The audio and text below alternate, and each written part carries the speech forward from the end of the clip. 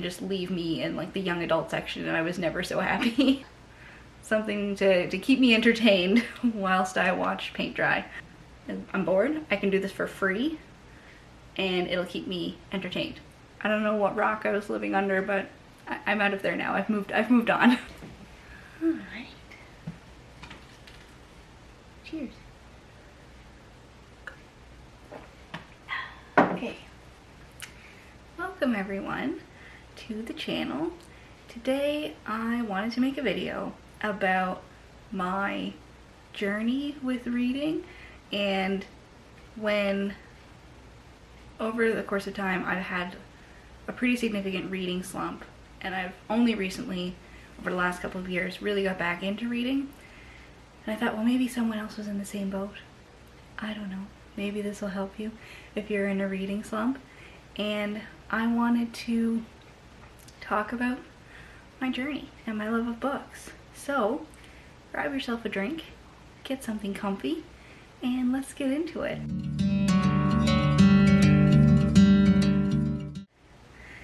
So my journey with reading.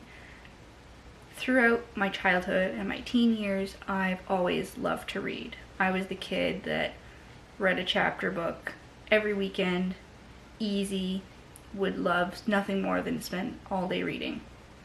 And then as I got up in grade level and things got more hectic with, like, you know, being a teenager, I would just mostly do my reading on summer break. A little bit in the school year, but mostly like summer break was for reading for me. So like I remember being a kid, and one of my favorite babysitters used to take me to the library like at least once a week, and she'd bring me and my younger sister, and she would take my sister to like the kiddie programs and just leave me in like the young adult section, and I was never so happy. Yeah, so then come university time, I really didn't do much reading for pleasure during the school year. But then the best thing about university was you got 4 months off for summer break if you didn't take summer classes. So I did a lot of reading the summer of first and second year. Third and fourth year of my degree, I did an internship program, and so that was just full-time work plus some, like 12-hour days, easy, between work and then like the actual internship work, and then doing the like project work for the internship as well. So not a lot of reading there. And then I started my career, and I was just so focused on the hustle, and sometimes I had to commute like an hour and a half to one of the jobs that I worked. So I was so exhausted by the time I got home, I didn't really want to read anymore. And then we moved into our first home, and that was crazy because when you're a homeowner, or even if you live anywhere really, it always seems like there's something to do when you're an adult, right? Like there's something to clean, something that needs doing, you have somewhere to go. It just like gets busy. So I really fell out of just the habit with reading. I never fell out of love with reading, but I just feel like everything else got in the way. And I do other hobbies as well. Maybe posting another video about some crafting things that I do, and sometimes I put more time and energy into that, so that took up my time also. But what got me back into reading? That's the $1 million question. So back in 2020, everyone was there. Well, by there I mean we were all at home. So we were all at home, and I, like many other people, decided, you know what's a great idea? Let's paint the living room and the hallway and the entryway by myself. And as glamorous as painting is and sounds, it's boring. You're sometimes quite literally waiting for paint to dry. And I was going a little bit nutty. So I started listening to some podcasts, and then I was like, hey, audiobooks. Look at that. something to keep me entertained whilst I watched paint dry. And one of my favorite authors when I was in like high school, even till now, is Sophie Kinsella. So I was like, I'm going to do some audiobooks.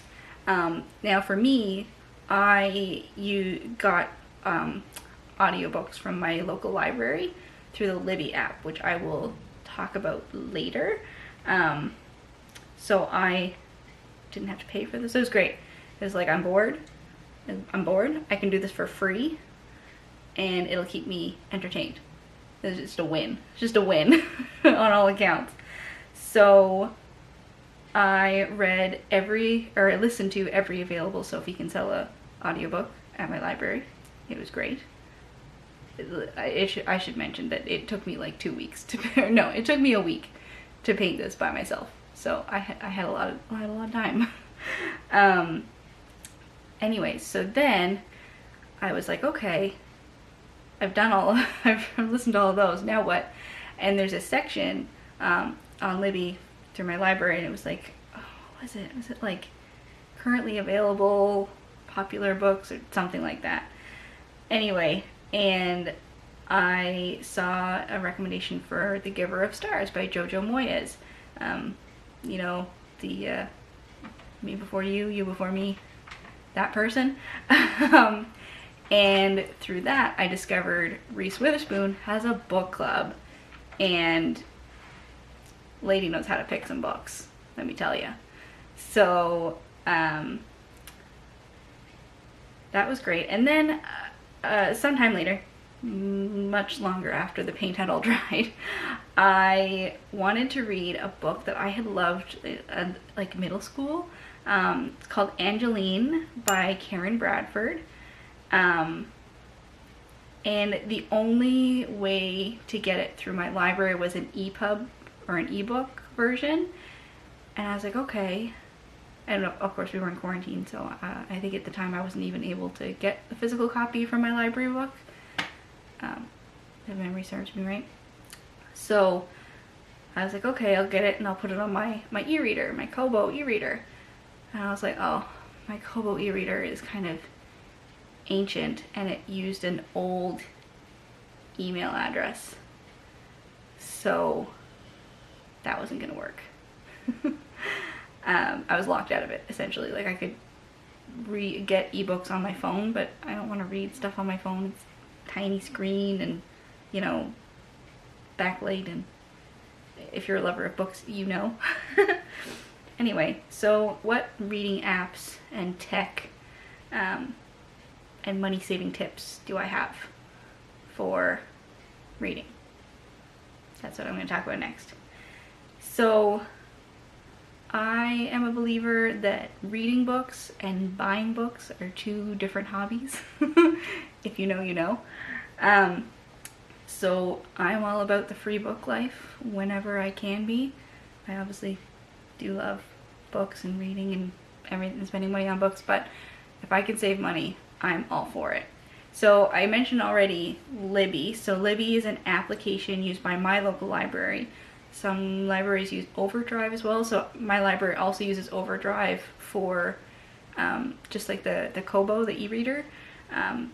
Yeah, so I use Libby for audiobooks all the time. It's great because I have it on my phone. You always have your phone with you, so you can have it in your pocket and be listening, which is great. So after the wanting to read Angeline, I realized that my Kobo needed to be upgraded because my original one I actually still have. Oh, she's dead. Oh gosh.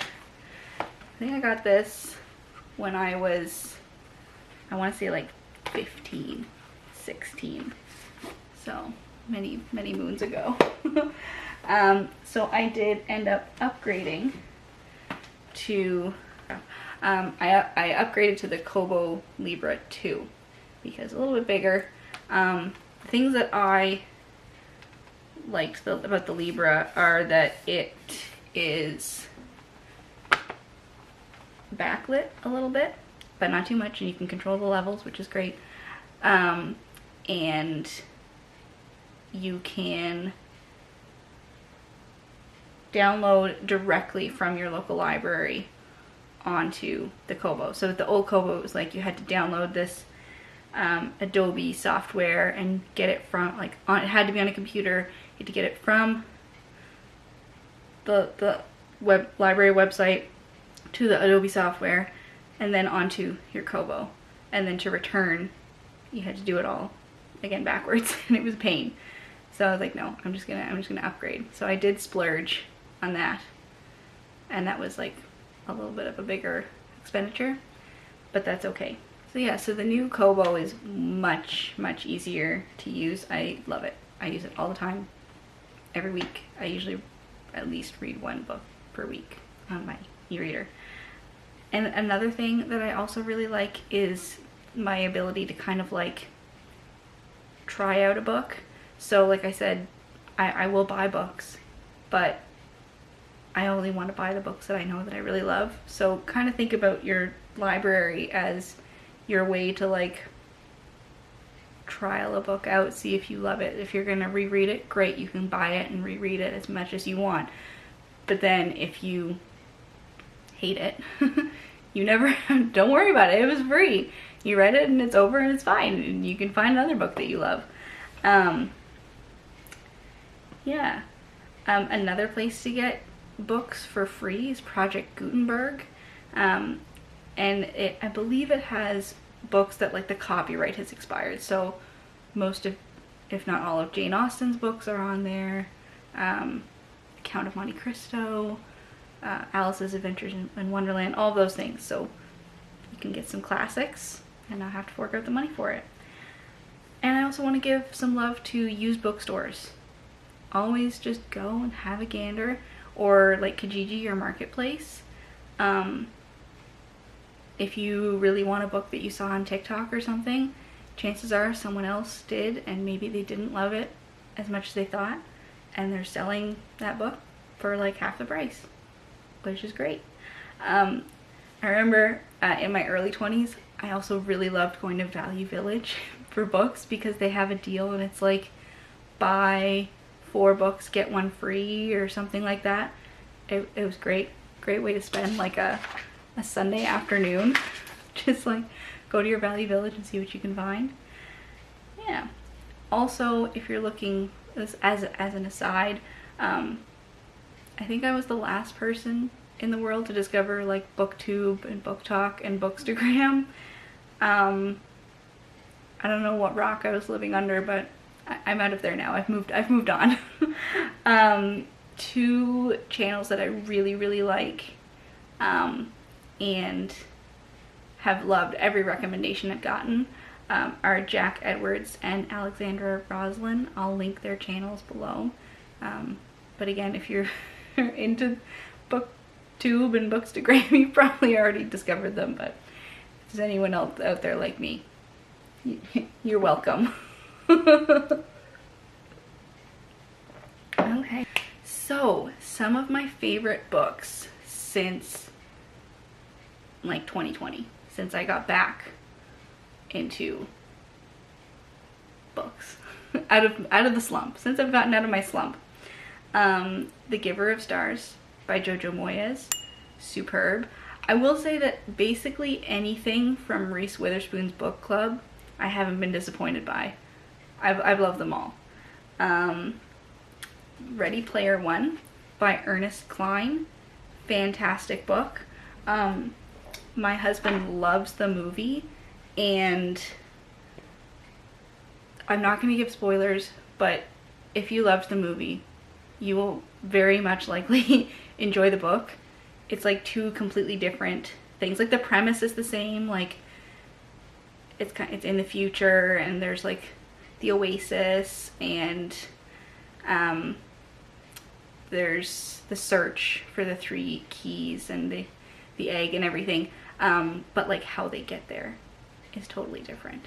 So my husband is not a reader, but I got him to read that book, so that is saying something. Piranesi, by Susanna Clark. Excellent book. Really quick too, really short. It very much like Lion, the Witch, and the Wardrobe vibes. So if you like that as a kid, you'll probably like that. Beach Read by Emily Henry for my romance lovers or lovers of Sophie Kinsella. Very, very good author. I've loved the first two of her books. I'm still waiting to get Beach Read. Her next book is called Book Lovers, and I can't wait to read it. The Snow Child by Eowyn Ivey, also fantastic name. Really sweet. I'm gonna buy a physical copy of that book. I got it from my library last winter, and it's really, really sweet. It's based on a Russian folktale about a couple who want a child, but they can't have one, so they build one out of snow. It's really sweet. It's like a cozy read. Love it. Absolutely love it. The Seven Husbands of Evelyn Hugo. Again, if you haven't heard of this book, you were probably living under the same rock as me. Hi, neighbor. Worth the hype, in my opinion. Beautifully written. I was sad when it ended, and I'll probably read it again like next week. Just cause. Where the Crawdads Sing by Delia Owens. Another fantastic book from Reese Witherspoon's book club. The movie just came out. I haven't seen it yet. No spoilies, but I read the book, so fantastic, beautiful writing, a great read. Five Little Indians by Michelle Good took my heart and shattered it into millions of teeny tiny pieces, and I'm still recovering from reading that book. It is about, it's fiction. It's written by a Canadian Indigenous author, and it follows these 5 children who recently were released from the Canadian residential school system in the 60s. Yeah, anyway, it's very important to read, especially if you're Canadian, but it's really important for anyone to read. Deals with so many issues. If you have triggers, read the trigger warnings. I don't want to recommend it to someone who would be upset by it, but I feel that it is also a very important read. You know what I'm saying? A lot of trauma, but it's very beautifully, it's well written. It's a hard read, but a good read. Read the trigger warnings first. Some nonfiction that I've read. From the Ashes by Jessie Thistle is also a Canadian Indigenous author, and I read that in 2 days. Again, there are several trigger warnings. It's an autobiography, and beautiful, and tortured, but also beautiful and important to read. Home, a Memoir of My Early Years by Julie Andrews. If you enjoy Julie Andrews and listening to her voice, I highly recommend the audiobook because she narrates it and it's very interesting to listen to. I'm going to give a special shout out to some audiobooks that I think are worth borrowing from your library or purchasing. I will be purchasing at least 2 of these. One Day in December by Josie Silver. Beautifully narrated. The narrator's voices broke my heart. Beautiful romance. I love it. It's set in December, so it's kind of Christmassy. So I've gotten it from my library the last 2 Decembers in a row, like Christmas season.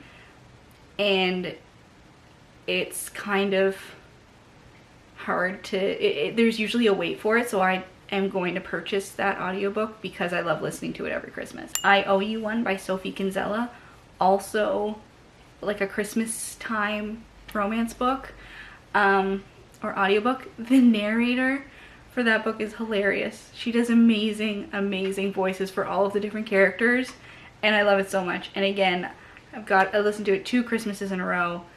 There is a bit of a wait, so I bought it yesterday. So I very much enjoy it. If you're interested in Ready Player One but don't necessarily want to read it but would rather listen to the audiobook, Will Wheaton narrates the audiobook. I don't think I need to say anymore. It's great. And for anyone who enjoys thrillers and mysteries, okay, you know this TV series Bones? Well, it's actually based on a book series. So Speaking in Bones by Kathy Reichs. The audiobook is terrifying, and it honestly, I feel, really adds to the story listening. Again, I won't give any spoilers, but listening to it is a whole other experience, and I wouldn't go to the bathroom by myself at night for like a month after. Yeah, so that has been my long rambling journey about my journey with reading, my journey through my reading slump. Thank you for listening to me ramble for so long. I hope you enjoyed this video. I hope you took something from it. In the comments, let me know, what are some of your favorite books? Maybe there's some books that I would like to try out, give a go. Have you been in a reading slump, and what helped you get out of your reading slump? I would like to know. Anyway, thanks so much for listening. Have a great day, guys. Talk to you later.